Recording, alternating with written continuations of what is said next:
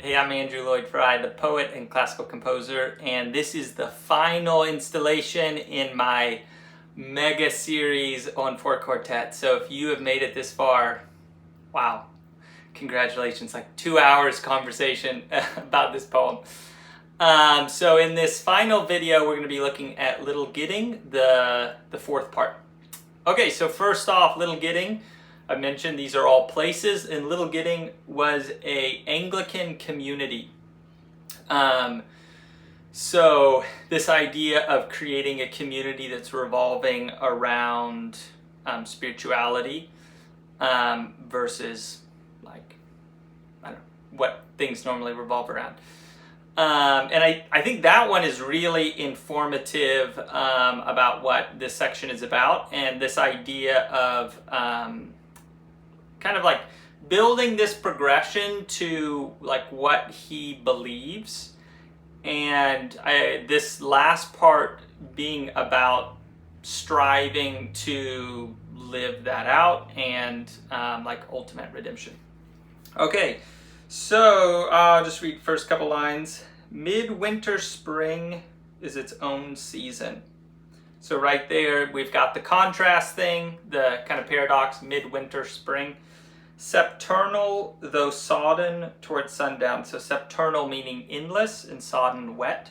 So unending and wet at sundown. Suspended in time between pole and tropic. When the short day is the brightest with frost and fire. The brief sun flames the ice on pond and ditches. Okay, that's all. I think that's all I needed to read. So it's winter, but it's very bright, is kind of this scene. And there's ice, but it's also wet. And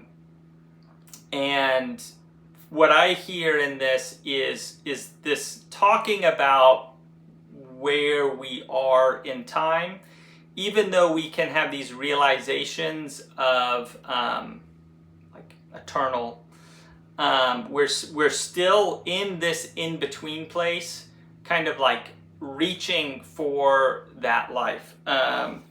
So skipping down, it talks about, it kind of goes into multiple lines kind of about like journeying or going somewhere. So I'll just skip around and read a couple of those. If you came this way, taking the route you would be likely to take from the place you would be likely to come from. If you came this way in Maytime, you would find the hedges. And then skipping down, and what you thought you came for is only a shell, a husk of meaning, from which the purpose breaks only when it is fulfilled, if at all. Either you had no purpose, or the purpose is beyond the edge you figured, and is altered in fulfillment. And then skipping down again, if you came this way, taking any route, starting from anywhere, at any time or any season, it would always be the same. So all of that, this idea of journey, but I don't think it's a journey of location or time, but I think it's a journey, a spiritual journey that he's talking about, and in reaching into that transcendent place, and in those moments of timelessness that he's talked about, the intersection of time and timelessness. There was one other thing back here that I wanted to mention.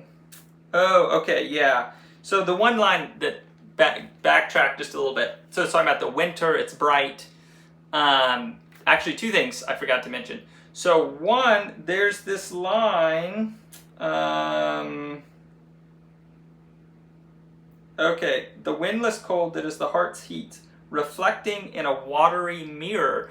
So from the very beginning, Burnt Norton, he looks in a pool and he sees this reflection behind him, and this is very similar, but now it is a frozen pond or lake, which is kind of an interesting tie-in thing. And then he also, this is probably the line that I feel like defines this whole section. This is the springtime, but not in time's covenant.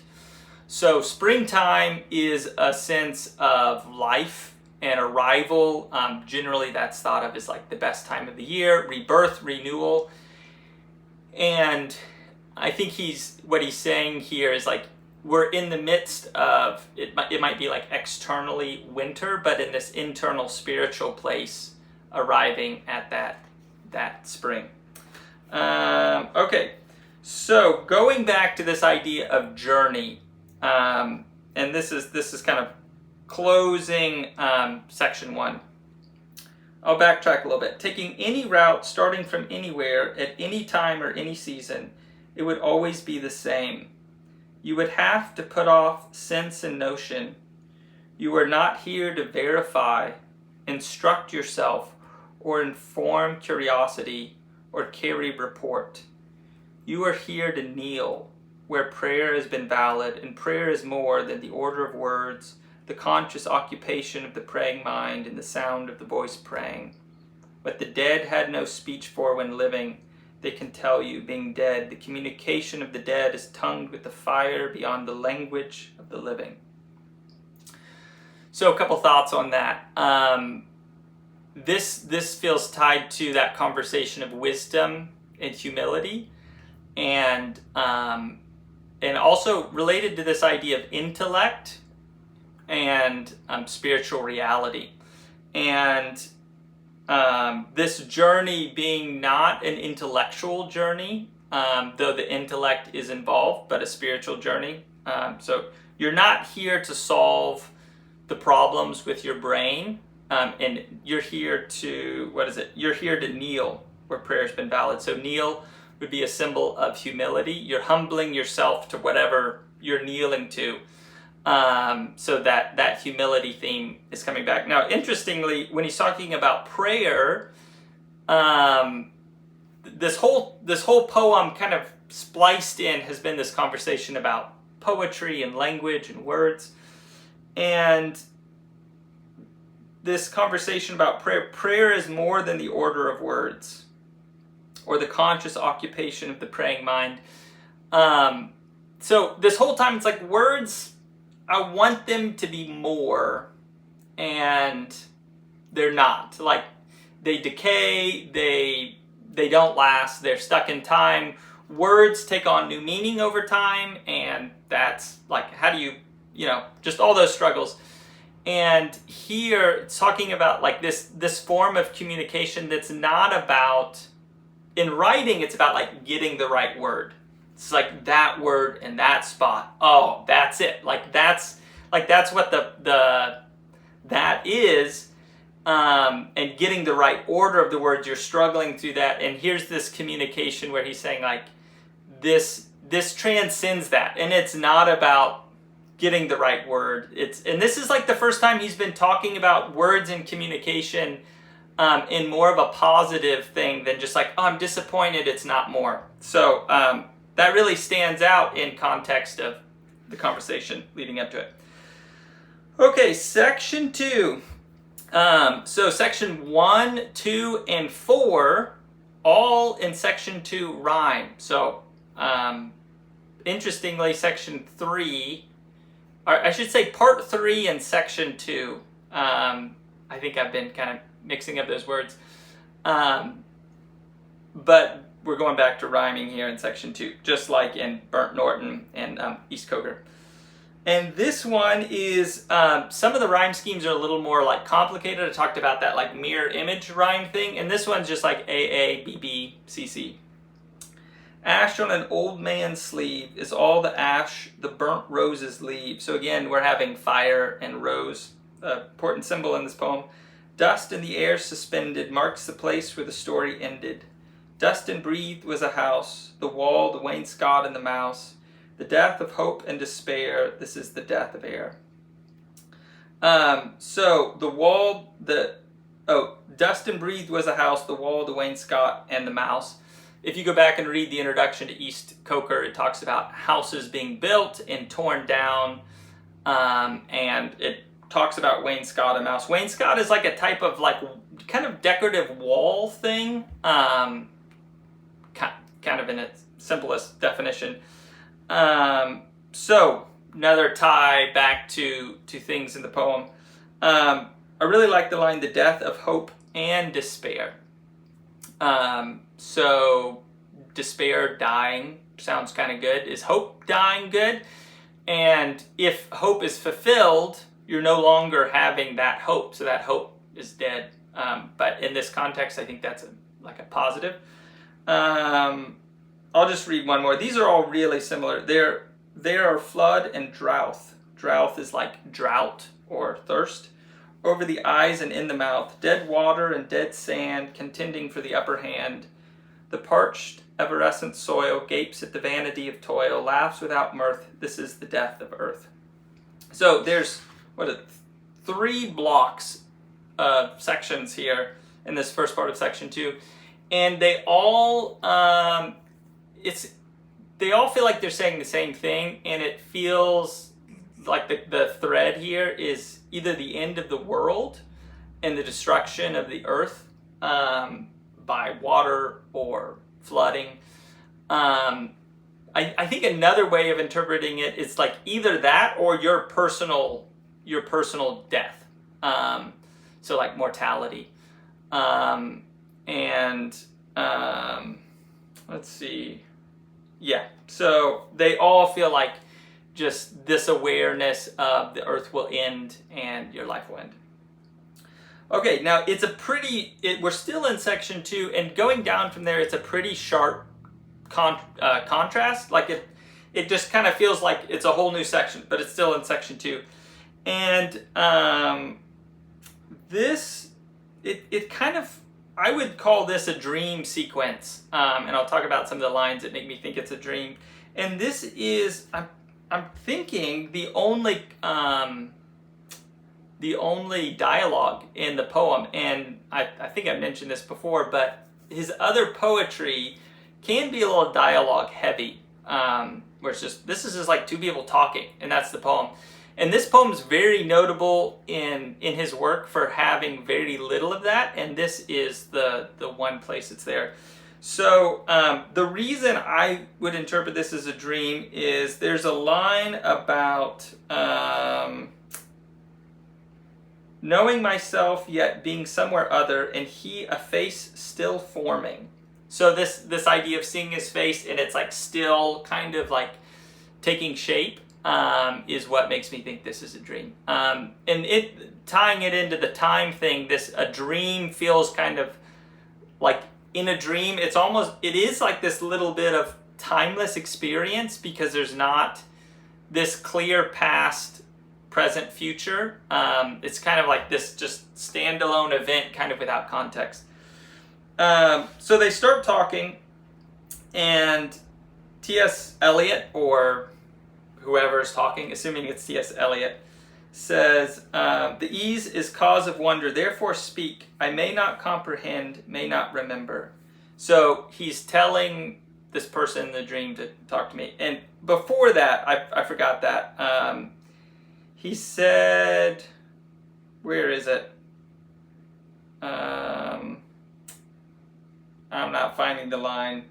It seems to be an old teacher. I'm not finding the line right now, but oh yeah, I caught the sudden look of some dead master, whom I had known, forgotten, half recalled. So I'm interpreting all this as he's in a dream, and a teacher from long ago is in his dream, and he says, essentially like, tell me something. And then this whole next section is what this teacher is telling him in a dream. And they're in quotes. So it's clear that the teacher's talking. I am not eager to rehearse my thought and theory which you have forgotten. These things have served their purpose. Let them be. Skipping down. Last season's fruit is eaten, and the fulfilled beast shall kick the empty pail. For last year's words belong to last year's language, and next year's words await another voice. So now the teacher is talking to him about this theme of words and words decaying, and last year's words belong to last year's language, and language is new, it's always changing itself. And the line, next year's words await another voice, is interesting because this is T.S. Eliot's last like major work. And that feels like embedded in there, knowing kind of like his time is as a writer or a poet is kind of like coming to a close, and kind of that being like passed on. Okay, so skipping down, this is still the teacher talking. Let me disclose the gifts reserved for age, to set a crown upon your lifetime's effort. Okay, so it's like, hey, I'm going to give you some advice. And this is what he says. First, the cold friction of expiring sense, without enchantment, offering no promise, but bitter tastelessness of shadow fruit, as body and soul begin to fall asunder. Okay, so let's talk about that. So, expiring sense, that, it feels like senses and feelings, and without enchantment, shadow fruit. So all of that seems related to like not this physical plane, not taking our attention so much that it's like the focus of our attention. And it's like talking about shadow fruit, it's like this world is the dream world or the shadow world, and he's kind of like, what I want to give you is that you can see beyond this shell that you're living in. Okay, so this, and then he says, second, the conscious impotence of rage at human folly and the laceration of laughter at what ceases to amuse. So I would say this to me sounds like the ineffectiveness or the for your focus to be on other people's brokenness is not where your focus should be. And I mean, again, tying it back to especially The Wasteland, that feels like a poem that is rage at human folly, and this teacher, or it's kind of a ghost kind of figure or teacher, is saying like that's really not where your focus should be. And last, the rending pain of reenactment of all you have done and been, the shame of motives late revealed, and the awareness of things ill done and done to others harm, which once you took for an exercise of virtue.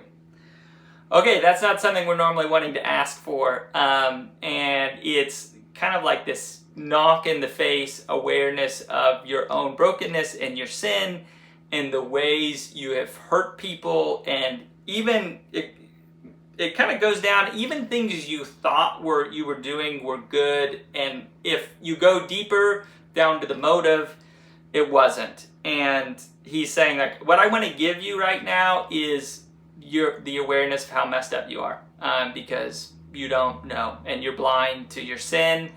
And here you go. So that is the words from the teacher. Now, again, if we tie this back to the wisdom thing, it's like, old men want to give you wisdom, and because they think they know and they can project on the future. And this is another angle of that. And I'm pretty sure I kind of wrestled with like, is he saying this is good advice from this teacher, or is this teacher off? Because he's saying like the old men don't know what they're talking about because they project on the future. But I'm pretty sure he's saying like, yeah, he's giving me good advice. This is the path. But it's very different from like, I've experienced this, I know what will happen, do this. And it's much more like this advice is these deep internal things in you that need to change. So it's a very different flavor of, from an older generation speaking down compared to that first conversation. And also, in that first conversation about wisdom, it's like, that leads to humility is endless. And this advice from the teacher seems like it's centering around humility. The other thing that I can't not think of is when he's talking about the impotence of rage at human folly, and then he goes down to like your own brokenness, awareness of your own brokenness. brokenness, the teaching of Jesus about the log in your eye. So it's like, take the log out of your own eye before you get the speck out of your brother's eye. And it's like we have this default mode where we're finding the problems with everyone else and ignoring our own. And those just back to back, it feels like a little echo of that. Okay, so that section ends with the day was breaking in the disfigured street. He left me with a kind of valediction and faded on the blowing of the horn. So it's the end of that ghost encounter or dream, whatever it is. Okay, so going down, section 3. There are 3 conditions which often look alike, yet differ completely. Flourish in the same hedgerow. Attachment to self and to things and to persons. Detachment from self and things and from persons. And growing between them in difference, which resembles the others as different as death resembles life. So, attachment, detachment, indifference. I think it's clear he's saying indifference is the worst. Because he says it resembles the others as death resembles life. So I think it's like indifference is the, don't do that. Okay, so still talking about resemblance, he says, being between 2 lives, unflowering, between the live and dead nettle. Now, I just realized this about the live and dead nettle. That never made sense to me. But live nettle is pokey and irritating. It's kind of like poison ivy. It like hurts. And dead nettle is useful. It's like a super healthy herbal tea. And I think that's... I don't quite know what he's saying with that, but that's really interesting that when it's alive, we interpret the nettle as negative. It's like, get away from the nettle. And when it's dead, it's healthy for us. Now, then he goes on to this line. Let me back up a little bit. Being between 2 lives, unflowering, between the live and the dead nettle, this is the use of memory. Now, I've really struggled with that line. This is the use of memory. I feel like that's a key line. I have not figured out what he's saying. And it's like he's had this whole conversation about the past. And he's saying this is the use of memory, but even going down, I haven't quite figured that out. So if anyone knows or has, I shouldn't say knows, if anyone has some thoughts on that line, I feel it's like that's important, but I haven't quite got it yet. Okay, so then he goes down, and I think the next section is talking about attachment leading to a healthy detachment. So that's kind of this like staircase thing, and it's like indifference is bad, and attachment is something that leads us to a healthy detachment, and that would kind of go back to that like shadow fruit kind of conversation about our sense and kind of not taking the shell for the thing itself. Okay. So skipping ahead, I'm just going to hit a couple more lines in section 3. Sin is behovely, but all shall be well, and all manner of things shall be well. So behovely is like, kind of like it can have useful purposes or something like that. Like there can be a use to this thing. And I talked about this idea of brokenness and us encountering brokenness can actually, ironically, be a part of our redemption. The wounded surgeon with the bleeding hands, and I feel like that's kind of saying the same thing there. And then all shall be well, and all manner of things shall be well. So that is this saying that comes back through these last couple sections. And I feel like that's what this whole poem is about in that sentence. And again, unlike his other poetry, or I should say his earlier poetry, more than time, this is a poem about time. I think it's more than that. It's a poem about redemption. And time being kind of like the conversation we're talking about, ultimate redemption. And this line, all shall be well, and all manner of thing shall be well, is like ultimate, the wrongs are put right, there's redemption. Okay, so is there anything else in that? Going down in this section, he says again, and all shall be well, and all manner of things shall be well.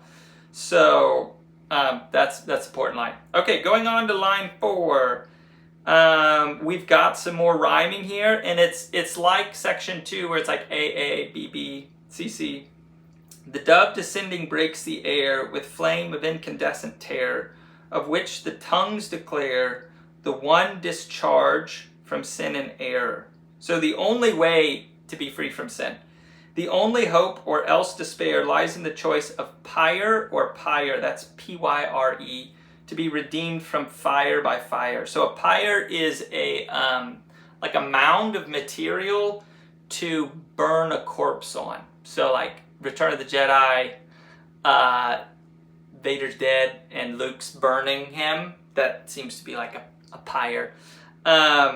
So it's this section, it's like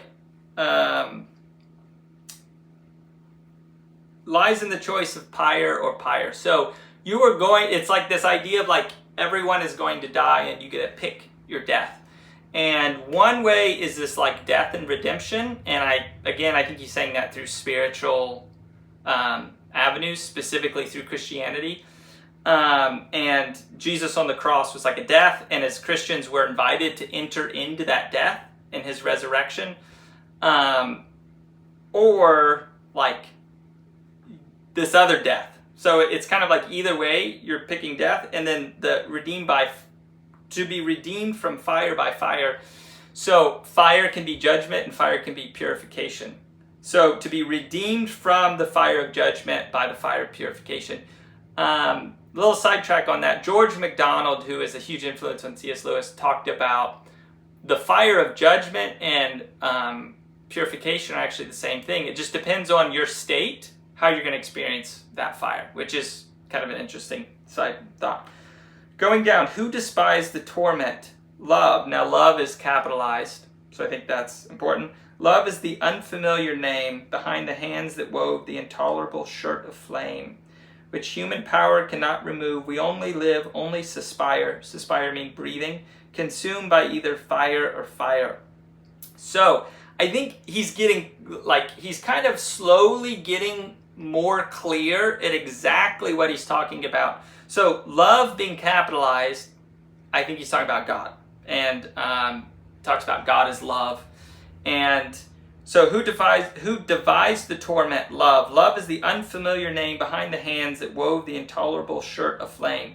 So love and pain are inextricably linked, at least in this experience. And most of the pain we are experiencing is some version of like love gone wrong kind of thing. And but it's worth the pain. And it's like, who devised the torment? If we just want to get rid of torment, if we want to get rid of pain, let's just get rid of love. Let's not have relationships. And I think he's saying all that's worth it. It's worth the cost.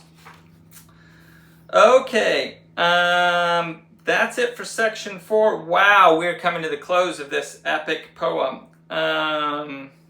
So section 5, again, he goes back to this conversation about words. And I think almost every time section 5 has talked about words and poetry and communication. What we call the beginning is often the end, and to make an end is to make a beginning. The end is where we start from, and every phrase and sentence that is right, every word is at home, taking its place to support the others. The word neither different nor ostentatious, an easy commerce of the old and the new, the common word exact without vulgarity, the formal word precise but not pedantic. Okay, so he's continuing this conversation about words that has been going on the whole time. Skipping down, see they return and bring us with them, the moment of the rose and the moment of the yew tree. So rose, again, one of the most important symbols in this poem. Yew tree lives a long time, has poisonous berries and evergreen, so it's kind of like life and death. But roses last like a week, and yew trees last like, I don't know, hundreds of years or like maybe thousands. I don't know on that, but they're long living trees, I know that. Or an equal duration. a people without history is not redeemed from time. So just like ignoring the past or like starting fresh, and it's like, oh, I don't have a history. Like we could go and start a new country right now to be redeemed from all the bad things that happened in American history. And he's saying a people without a history is not redeemed from time, for history is a pattern. Okay, so going down to, this is the end of the end. So this is the last section of the poem, and almost every line in this is referring to something he's already talked about. So this is like every line is tied back to something else in the poem, which I love that. This ending is like, feels like such like a fireworks explosion, which is hard to do with words on a page, but he does it. We shall not cease from our exploration. So he talks about the old men should be explorers, they should be humble, they should keep going versus like locking in their pride. And the end of all our exploring will be to arrive at where we started and to know the place for the first time.